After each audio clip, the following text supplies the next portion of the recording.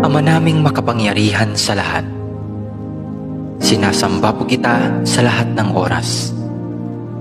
Maraming salamat po sa isang buong araw na nagdaan na puno ng biyaya, pag-ibig at kaligayahan.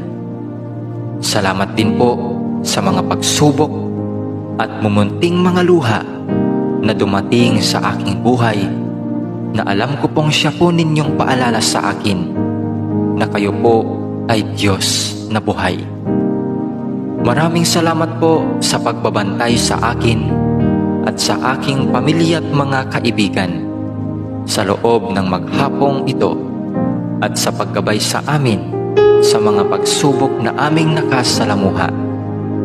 Alam ko pong nariyan kayo sa aming tabi sa lahat ng oras upang kami ay bantayan at gabayan.